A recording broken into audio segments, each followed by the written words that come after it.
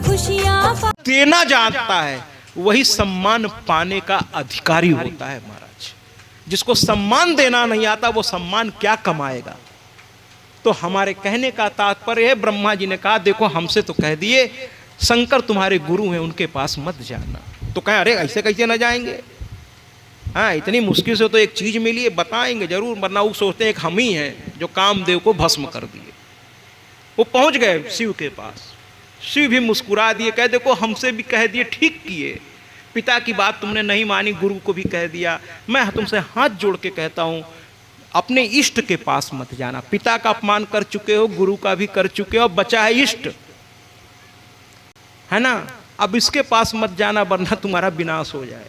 कह नाना बताऊंगा कि, और गए भगवान विष्णु के सामने गए और जाकर कहने लगे, रामचरितमानस यहीं से शुरू हुआ है, कहने लगे नारद भ्रम नारद मोह जिसको आप नाम से जानते हैं, कहने लगे मैंने भी काम को जीत लिया। भगवान विष्णु प्रसन्न हो गए और उठ करके खड़े हो गए शेषनाग से, हाथ जोड़ लिया, कहे अरे इतना बड़ा काम आपने किया, अब तो आप हमारे बराबर के हो गए, आइए ना बैठिए मेरे साथ शेषनाग पर। और जैसे ही नारद बैठे शेषनाग पर महाराज, उनकी मति उसी समय भ्रष्ट हो गई। जब कोई बड़ा आपके सम्मान में आपसे बड़ा अगर हाथ जोड़ने के लिए अपने हाथ को बढ़ाए यानी मिलाने की कोशिश करे, आपको आप दौड़ के उसके चरण पकड़ लीजिए। जब राम ने हनुमान की प्रशंसा की कि सीता को खोजने में तुमने हमारी मदद की, जैसे ही प्रशंसा राम ने करना शुरू किया, हनुमान बैठ के जोर जोर से रोने लगे, कहने लगे आज आपने पराया कर दिया। राम ने कहा मैं तो तुम्हारी प्रशंसा कर रहा हूं, कहने लगे ना, अगर बड़ा छोटे की प्रशंसा करने लगे तो इसका मतलब है कि मेरी सेवा में अभी कमी रह गई है, इसीलिए आज आपने मुझको पराया कर दिया। ये होता है बड़प्पन। इसीलिए हनुमान को केवल विद्वान नहीं कहते, विद्यावान कहते हैं। विद्वान और विद्यावान में अंतर है। रावण विद्वान था, विद्यावान नहीं था, इसीलिए रावण विनाश को प्राप्त हो गया। और हनुमान विद्यावान गुणी अति चातुर, राम काज करिबै को आतुर। विद्यावान। अब विद्वान और विद्यावान में अंतर क्या है?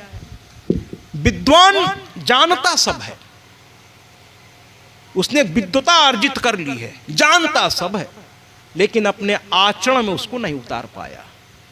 विद्वान तो बना वो, लेकिन अपने आचरण में उसको नहीं उतार पाया, तो विद्वता आई यहां तक लेकिन वो नीचे नहीं उतर पाई, इसलिए दिमाग पे चढ़ गई और उसमें अहंकार आ गया और वो विनाश को। लेकिन हनुमान ने यहां उसको रहने ही नहीं दिया, उसको अपने आचरण में उतार लिया। उनके नस नस में वो विद्वता ऐसी समाई कि वो और विनम्र होते चले गए। और इसीलिए रावण के नाम पर लोग मुंह बनाते हैं, लेकिन आज हनुमान की हर चौराहे पर मूर्ति लगाकर उनका जयकारा करते हैं। विद्यावान गुणी।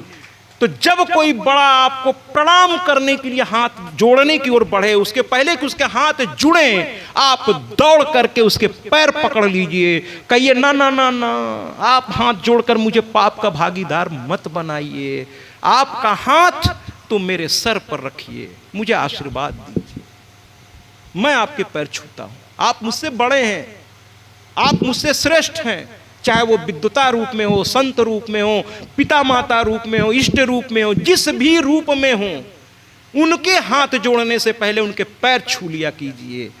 अगर आप समझ सकते हैं तो इस बात को समझिए कि अगर बड़े ने आपके प्रणाम से पहले आपको प्रणाम कर दिया तो महाराज आपका सब कुछ चला गया। इसलिए अगर आचार्य सामने हो, कोई संत आपके सामने हो, आपका भगवंत आपके सामने हो, आपके माता पिता आपके सामने हो, यहाँ तक कि आपका बड़ा भाई आपके सामने हो या आपसे श्रेष्ठ हो किसी भी चीज में, तो उसके हाथ जोड़ने से पहले आप उसके चरणों को छू लीजिए महाराज। और चरण छूने का अधिकार जितना पुरुष को है उतना स्त्री को भी है। बस स्त्रियों को एक चीज के लिए वर्जन है, साष्टांग प्रणाम आप किसी को कभी मत करिएगा।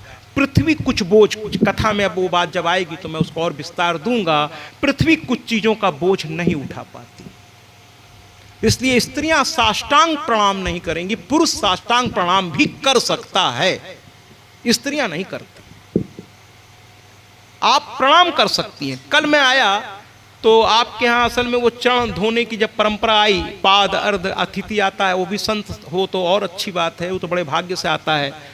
तो मैंने ये जरूर कहा कि स्त्रियां मेरे पैरों को हाथ, इसका मतलब ये नहीं कि मैंने आपको प्रणाम करने से मना, वो आपका अधिकार है। मेरे संत भाव में आने के बाद कोई मेरे लिए स्त्री और पुरुष नहीं रह जाता, मेरे लिए आप सभी जीवात्मा हैं, और मैं तो आप सब में अपनी माँ का दर्शन कर रहा हूँ। आप सभी मेरे लिए माँ स्वरूपा हैं, माँ के ही बच्चे हैं, तो आपके अधिकार को मैं छीन नहीं सकता। मैं हमेशा कहता हूँ, हर कथा में कहता हूँ कि मैं आप ही के बीच का हूँ, जो चाहे जब चाहे मुझसे आकर के मिल सकता है, मेरे पास आ सकता है। मैं कोई वीआईपी नहीं हूँ, निश्चिंत रहिए, मैं आपका अपना हूँ। जितनी बार चाहिए आके आप मुझसे मिल लीजिए, मुझसे बात कर लीजिए। मेरा दरवाजा हमेशा आपके और हर माँ के भक्त के लिए खुला हुआ है। तो आप भी चरण छू सकती हैं, चरण छूने से मैंने मना नहीं किया। हाँ, चरण धोने से मना किया था। कल मैंने ये कहा था कि पुरुष चरण धोएंगे, आप जल गिराइए, लेकिन चरण छूने से कोई संत किसी भी माँ को, बहुत से संत कहते हैं अरे मैं स्त्री से मैं दूर रहता हूँ, तो मैं उनसे पूछना चाहता हूँ कि अगर स्त्री से आप दूर रहते हैं तो फिर भैया मुझे तो आपके संत होने पर संदेह है, अर्थात स्वयं पर आपको नियंत्रण नहीं है, आप अपनी कमजोरी छुपाने के लिए आप इन्हें, और अगर आप ऐसे हैं तो फिर मेरी नज़रों में आप काहे का संत, क्योंकि जब आपको यही नहीं पता कि आपको जन्म देने वाली भी एक स्त्री थी, अगर वो आपसे दूर हो जाती तो आपका जन्म ही नहीं होता। क्या बात करते हैं आप? अरे स्त्री तो माँ है, स्त्री तो बहन है। हाँ, एक बात और निवेदन करूंगा पुरुषों से, इनके करुणा को जगे रहने दीजिए, इनमें हमेशा माँ स्वरूप को देखिए, इनकी करुणा को जीतिए, इनकी दुलार को जीतिए, माँ रूप में, बहन रूप में। लेकिन अगर किसी भी पुरुष ने, मैं किसी की बात नहीं कर रहा हूँ, किसी पुरुष विशेष की बात नहीं कर रहा हूँ, मैं उनकी बात कर रहा हूँ जो समाज में आजकल हो रहा है। अगर पुरुष में निगाह गलत हो गई, स्त्रियां निगाहों को बहुत अच्छी तरह पहचानती हैं, भगवान ने इनको ये ताकत दे रखी है, बिना मुड़े ये बता देंगी कौन पुरुष किस निगाह से इनकी ओर देख रहा है। इनमें ये शक्ति होती है, हम में आप में नहीं होती, उतनी नहीं होती, इनको प्रकृति ने ये दे रखा है, ये समझ जाती हैं। तो याद रखिए कि अगर आपने गलत भाव से इनकी ओर देखा तो शायद आपको पता नहीं है कि जब ये करुणा रूप में रहती हैं तो माँ स्वरूप होती हैं, और माँ तो पालन करती है, या फिर बहन स्वरूप में होती है जो आपके साथ कंधे से कंधा मिलाकर आपके सुख दुख में भागीदार हो जाती है। लेकिन अगर आपने गलत निगाह से देखा तो इन्हें चंडी रूप में आने में फिर आप रोक नहीं पाएंगे, और उस दिन आपके नियंत्रण में ये आएंगे नहीं, ये ध्यान रखिएगा।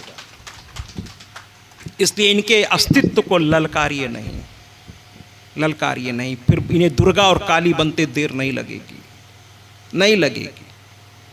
आइए माँ की कथा में प्रवेश करते हैं। ब्रह्मा जी बैठे हैं, शौनकादिक ऋषि आ गए, और कथा के जो प्रेमी हैं, मैं आपसे कहता हूं कि कथा उनके लिए है जिनमें ग्राह्यता है, और सती में ग्राह्यता नहीं थी। सती में जड़ता, मां में जड़ता नहीं थी, लेकिन बस लीला में उन्होंने दिखाया कि वो अगस्त द्वारा कही गई बातों को सुन ही नहीं रही थी। वो सोच रही थी कि हमारे देवों के देव, सबसे बड़ा कथा व्यास इस ब्रह्मांड में अगर कोई है तो स्वयं महादेव है। अधिकतर कथाएं महादेव ने सुनाई, अधिकतर, और मां पार्वती ने सुना है। सती के बाद जब पार्वती रूप में आई तो वो कथा प्रेमी बनकर आई, क्योंकि कथा नहीं सुनने के चलते ही पति से उनका वियोग हो गया। सती में कथा को ध्यान से सुना नहीं, नतीजा क्या हुआ? राम को रास्ते में देखा लेकिन पहचान नहीं पाए। कथा सुन ली होती तो फिर वो राम को सामान्य मनुष्य समझने की गलती नहीं करते। बाबा ने कहा, बाबा हमारे भोले बाबा ने कहा, अरे वो भगवान लीला कर रहे हैं भाई, हे खग मृग हे मधुकर श्रोणी, क्या देखी सीता मृग नैनी। राम रो रहे हैं, सीता का रावण लेके चला गया है। तो मां कहते हैं ये तुम्हारे ब्रह्म है। सामान्य पुरुष की तरह मां रोए जा रहे हैं एक स्त्री के लिए। ये ब्रह्म है तुम्हारे, ये निराकार है, ये निर्गुण है, ये निर्विकार है, ये ब्रह्म है। तो भगवान कहते हैं अरे लीला कर रहे हैं भाई, इंसान को समझाने के लिए लीला चल रही है। भगवान इसमें लीला में, उनके माया मोह में मत फंसो। वो लीला कर रहे हैं, तुम तो जगदम्बा हो, समझो। वो लीला कर रहे हैं आम आदमी बनने का, है ना। वो लीला कर रहे हैं, तुम उसमें मत पड़ो। लेकिन माँ ने कहा ना ना ना, मैं नहीं मानती, क्योंकि कथा उन्होंने ध्यान से नहीं सुनी थी। अगर सुन ली होती तो वो समझ जाती कि राम कौन, लेकिन उन्होंने सुना नहीं। कहीं नहीं नहीं मैं परीक्षा लूंगी। भगवान ने कहा अरे मत करो ऐसा, पति की बात को सुनना चाहिए। पति या कोई भी श्रेष्ठ, आपकी बात भी वो सुने, दोनों एक दूसरे की बात को सुनिए, और जो सही हो उसको मान लीजिए दोनों लोग, है ना, घर आराम हो जाएगा। तो कहने का तात्पर्य उन्होंने नहीं सुना। कहीं नहीं हम तो जाएंगे, हम उनसे मिलेंगे, देखें कैसे ब्रह्म है जो ऐसा काम कर रहे हैं। रो रहे हैं हे खग मृग, मतलब बताइए, जानवरों से पूछना हमारी पत्नी को देखे हो, पशु पक्षी से पूछना हमारी पत्नी को देखे हो, ये कैसे ब्रह्म है। हे खग मृग हे मधुकर श्रोणी, क्या देखी सीता मृग नैनी, ये कैसे ब्रह्म है। माँ भगवान ने मना किए, कहे मैं तो नहीं जाऊंगा, तुमको जाना है जाओ, मैं तो जानता हूं ये कौन, जाओ तुम। माँ गई, सीता का रूप धारण कर लिया, भगवान के सामने गई। भगवान ने कह दिया कि अरे माता, जबकि सीता बन के गई, और देखते ही भगवान ने कहा अरे माँ बाबा कहाँ है, अकेले कहाँ जंगल में घूम रही हैं। माँ शर्मा गई कि ये तो वाकई भगवान है, पहचान गए मुझको, जब तो मैं सीता बन के आई थी। सीता के लिए पागल हुए जा रहे हैं, और सीता को देखने के बावजूद इन्होंने अपनी मर्यादा नहीं खोई, समझ गए कि ये तो माँ है, मेरी पत्नी नहीं, ये तो मेरी माँ है। तो ये तो मर्यादा को नहीं खो रहे हैं किसी भी परिस्थिति में, तो ये भगवान है। जो व्यक्ति किसी भी परिस्थिति में अपनी मर्यादा को नहीं खोता, वही प्रतिष्ठा पाने के योग्य होता है महाराज, वही प्रतिष्ठा पाने की। शर्मा गई मां, लौट के आई, बाबा तो सब समझ गए, कहे परीक्षा ले लिया, कहे नहीं नहीं परीक्षा नहीं लिए, फिर झूठ बोल गई। झूठ नहीं बोलना चाहिए। पति और पत्नी के बीच में, पति और पत्नी के बीच में एक विश्वास का धागा होता है। कहते हैं ना, रहीमन धागा प्रेम का, मत तोड़ो चटकाए, टूटे से फिर ना जुड़े, जुड़े गांठ पर जाए। मत विश्वास के उस धागे को बनाए रखिए। झूठ बोल गई, महादेव ने ध्यान किया, उनसे क्या छुपा है, कह रहे ये तो मेरी मां बन के गई थी। उसी दिन अपने वामांग से उनको निकाल करके, पति और पत्नी, इस पे फिर किसी दिन आऊंगा, कथा भी बहुत आगे है। पति पत्नी का जब विवाह होता है तो वाम अंग में हमेशा के लिए उसका अधिकार मिल जाता है। इसीलिए भगवान का एक स्वरूप है अर्धनारीश्वर, आधे से वो स्त्री आधे से पुरुष। वो तस्वीर भी बहुत कुछ कहती है। पति पत्नी का रिश्ता ऐसा ही है, वाम अंग को स्वीकार कर लेती है वो। लेकिन आज महादेव ने मां सती के लिए बगल से आसन उठा के अपने सामने लगा दिया, कहीं यहां बैठो आज। मां समझ गई कि महादेव ने मेरा त्याग कर दिया। कहने लगे कि ये तो मेरी मां का रूप ले लिया, अभी इसके साथ पत्नी का व्यवहार कैसे संभव है, नहीं संभव है। उसी दिन से सती ने सोच लिया मैं अपने शरीर का त्याग करूंगी। वापस कथा में तो कुल मिलाकर के शौनकादिक ऋषि जो है ब्रह्मा जी के सामने पहुंचे, कांप रहे थे थर थर थर थर। तो ब्रह्मा ने कहा अरे संतों, अगर तुम ऐसे कांपोगे तो आम गृहस्थों का क्या होगा। अरे तुम तो संत हो, तुम्हें किस बात की चिंता खा रही है। देवी भागवत में वापस आते हम लोग। कहने लगे तुम्हें किस बात की। कहने लगे महाराज द्वापर खत्म होने की ओर है। क्या हाँ, वो तो काल है, आएगा, कालखंड है। अब द्वापर का कालखंड समाप्त होगा तो कलयुग आएगा, कलयुग का कालखंड जब समाप्त होगा तो सतयुग फिर आएगा, फिर त्रेता आएगा, फिर द्वापर, फिर कली, ये तो चलता रहेगा, कालखंड है, उसको कोई रोक नहीं सकता। समय को कोई रोक सका है तो कहे वो आएगा, उसको तो आना है, उसको कौन रोकेगा। तो कहे महाराज हम लोग बहुत चिंतित हैं कि कली काल में धर्म का विलोपन होना शुरू होगा। देख तो रहे हैं, धर्म के प्रति लोगों की इच्छा मरने लगेगी। कहेंगे कौन पड़े इस सब पचड़े में, क्या मिलेगा, लोगों की सोच बदल जाएगी। आचार्यों का अपमान होने लगेगा, संतों की सेवा कम करने लगेंगे लोग। धीरे धीरे धर्म, और जैसे जैसे धर्म का विलोप होगा इस संसार में, उतने ही तेजी से दुख और दरिद्रता विस्तार लेगी। तो हम लोग बहुत चिंतित हैं कि हमारी साधना भी टूट जाएगी, कली का प्रभाव पड़ेगा। तो कहने लगे, ब्रह्मा जी समझाए, कहे नहीं नहीं, जो संत हैं उस पर कली का प्रभाव, कली भी उसी पे प्रभाव डालता है, क्योंकि राजा परीक्षित ने उसे 4 स्थान दे रखा है कली को। कली रहता कहां कहां है सुन लीजिए।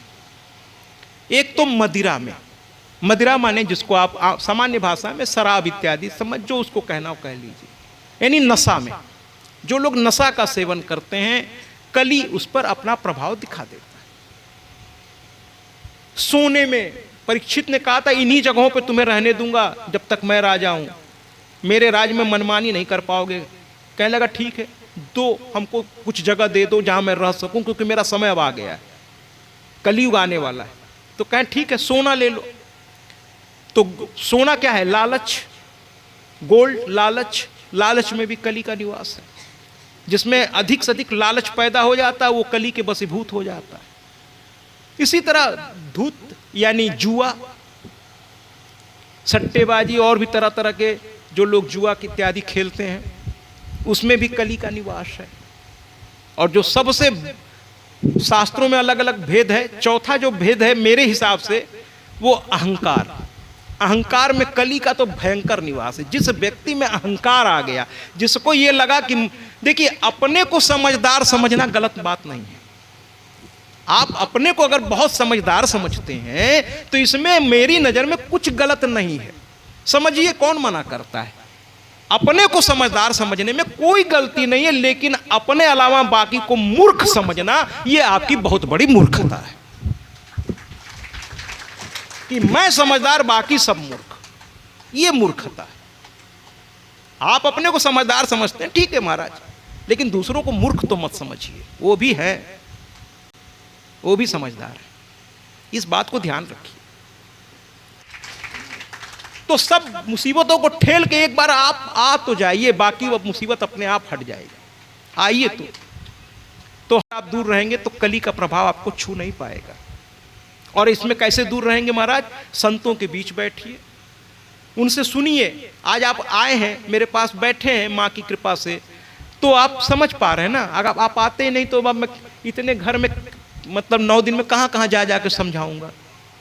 तो इसीलिए ये आयोजन किया जाता है कि एक ही स्थान पर हजारों लोग आकर के हमारा शास्त्र, हमारे ऋषि क्या लिख कर गए हमारे कल्याण के लिए। 4 तरह के ऋण हमारे पास होते हैं, है ना। कुछ लोग 3 कहते हैं, पितृ ऋण, देव ऋण, ऋषि ऋण। तो ऋषियों के ऋण पर अगर बात करें तो अगर जो ऋषियों के लिखे हुए शास्त्र इत्यादि हैं, ये सब हमारे संतों ने लिखा है। अगर इसका हम अध्ययन नहीं कर सकते तो सुन तो सकते हैं। अगर हम सुनेंगे तो उनकी आत्मा को प्रसन्नता होगी कि मैंने इनके कल्याण के लिए लिखा, तो कम से कम इन्होंने इसको सुना, और आप उस ऋण से मुक्त हो जाएंगे महाराज। तो शौनकादिक को ब्रह्मा जी ने बहुत समझाया कि आप संत हैं, आप पर कली का प्रभाव नहीं, लेकिन वो इतना डर गए थे, कहने लगे ना ना ना, ऐसे नहीं चलेगा, कुछ व्यवस्था करिए। आप हमारे पिता हैं ना। और बच्चे अगर जब मुसीबत में फंसते हैं तो किसके पास आते हैं? अपने माँ बाप के पास, और आना भी चाहिए। जो बच्चे अपने माँ बाप से ही सब चीज छुपाते हैं महाराज, फिर अब उनके बारे में क्या कहूँ। पिता माता को बताइए, अपनी परेशानी बताइए, वो हल बताएंगे आपको। आपसे ज्यादा अनुभव है उनको। मैंने अभी कहा था थोड़ी देर पहले कि उन्होंने आपको जन्म दिया है, आपने उनको जन्म नहीं दिया। ये ध्यान रखिए, वो आपके पिता हैं। लोग कहते हैं हम तुम्हारी काहे सुने, तुम हमारे बाप हो क्या? यानी बाप की सुननी चाहिए। अच्छा नहीं लगा क्या? अच्छा लगे तो ताली बजाए करिए। लोग कहते हैं ना हम तुम्हारी काहे सुने, तुम हमारे बाप हो, हमारे गुरु हो, का हो, काहे सुने तुम्हारी हम। तो पिता और गुरु की बात सुननी चाहिए, और हम तो कहते हैं हर बड़े की बात सुनिए।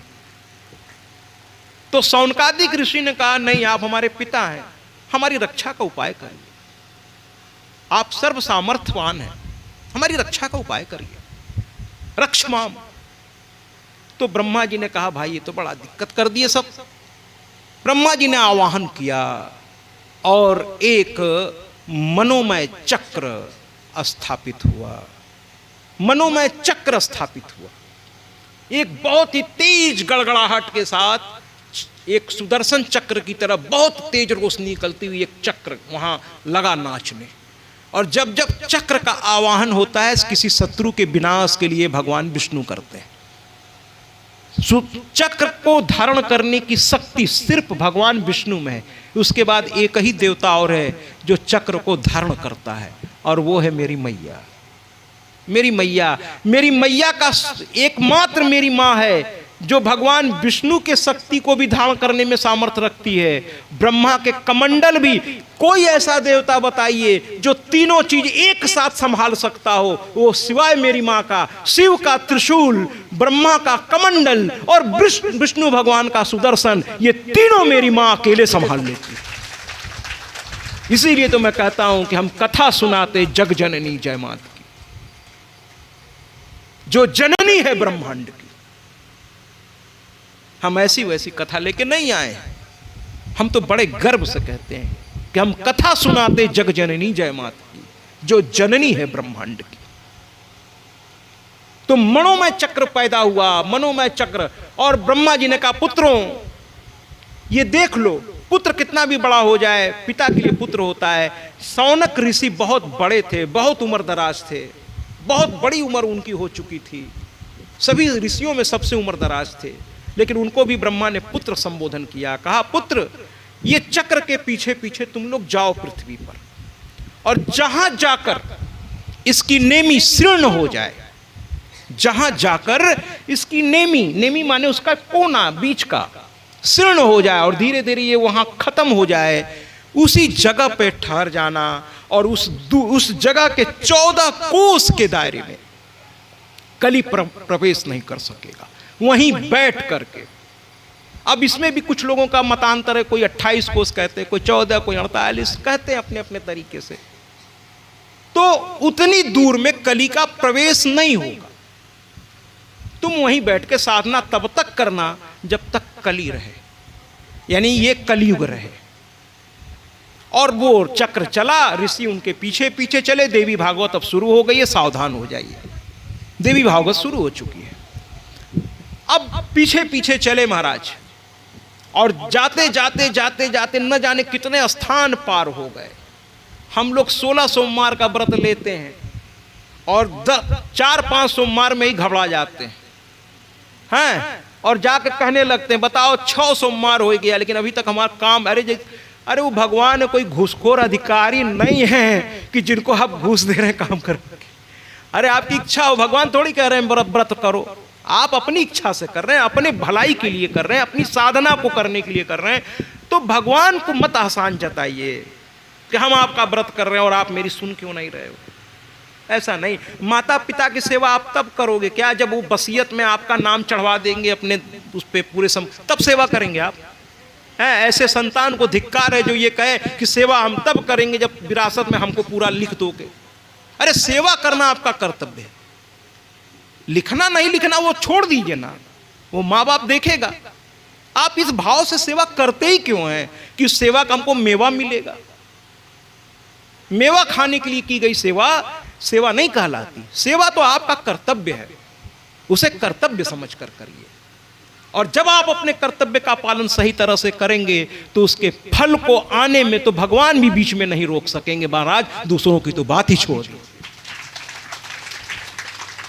जब जब राक्षसों ने भी तपस्या की है भगवान को आना पड़ा है और उन्हें वरदान देना पड़ा है। और जब आप संत बनकर के तपस्या या सामान्य व्यक्ति बनकर, तो भगवान क्यों नहीं आएंगे। जब राक्षसों की तपस्या पे भगवान आकर के उनकी मनमानी उनको देकर गए हैं तो हमारे आपके बुलाने पे क्यों नहीं आएंगे। बस हम बुलाते नहीं हैं इसलिए वो आते नहीं हैं। बुलाइए तो बुलाइए, आवाज दीजिए। तो एक जगह जाकर नेमी शीर्ण हो गई और वहीं पर संत अपनी कुटिया बना करके, और उस जगह का नाम जानते हैं? भागवत आपने कई बार सुनी होगी, और उसमें आपने जिक्र भी सुना होगा एक स्थान का, क्योंकि अधिकतर कथाएं वहीं हुई हैं, नैमिषारण्य। लेकिन आज शायद बहुतों को पहली बार पता चला होगा कि उसका नाम नैमिषारण्य क्यों पड़ा, क्योंकि वहां पर जाकर उस चक्र का नेमि शीर्ण हुआ, इसलिए उस स्थान का नाम नैमिषारण्य पड़ा, और वहीं संतों ने कुटिया बना ली, और वहीं सारी कथाएं हुई हैं। सूत जी महाराज वहीं पधारे हैं। सूत जी बहुत छोटे हैं और सौनक जी बहुत बड़े हैं, लेकिन व्यास का स्थान, मैं नहीं कर रहा हूं शास्त्र, मैं तो भैया कुछ कहने का मेरे पास औकात ही नहीं है, मैं तो शास्त्र, मैं तो डाकिया हूं, है ना। अगर आपको लगता है कि मैं बहुत अच्छा बोल रहा हूं तो ये मेरी मैया की कृपा है, और अगर आपको लगता है कि मैं बहुत विद्वतापूर्ण, तो ये इन शास्त्रों की कृपा है, मेरा कुछ नहीं है। मैं तो आपके बीच बस अपने माँ का बेटा बन करके आपकी सेवा करने आया हूँ। रही बात विद्वता की, तो वो आपके पास होगी, मैं तो बस सिर्फ अपने माँ का बेटा हूँ।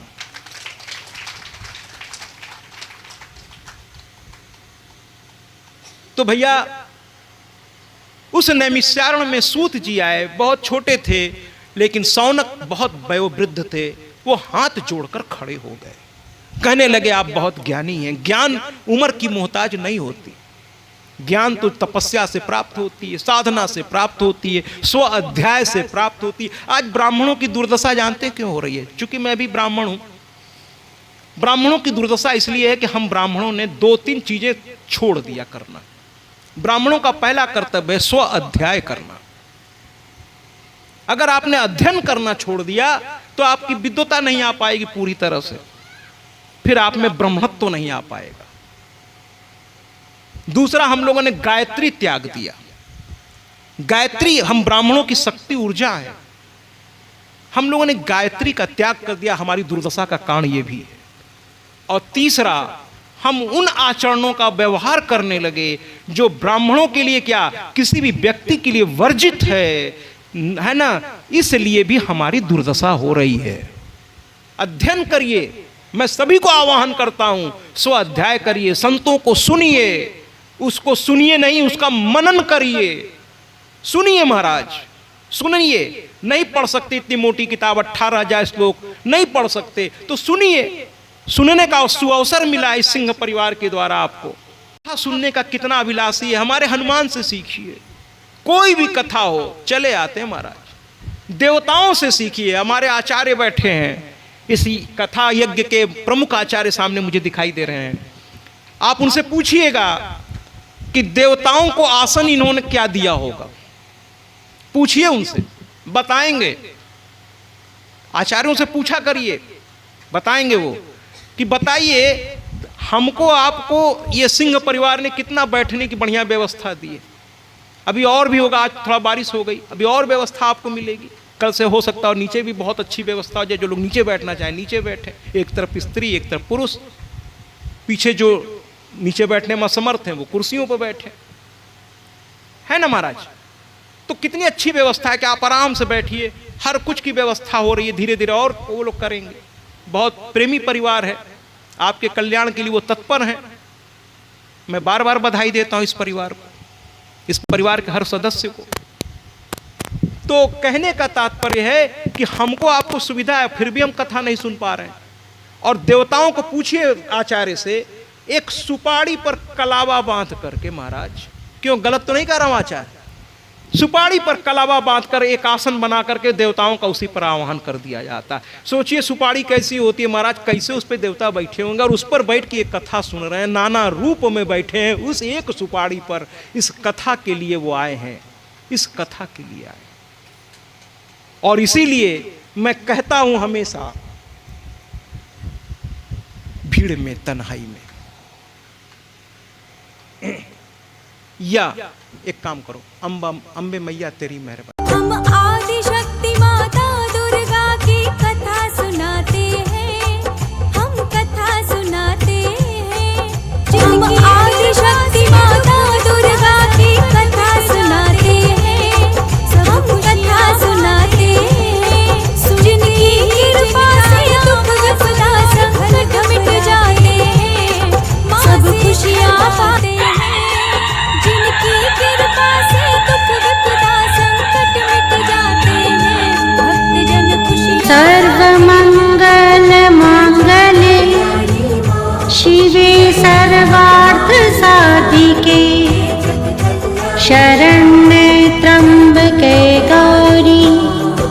नारायणी नमोऽस्तु ते।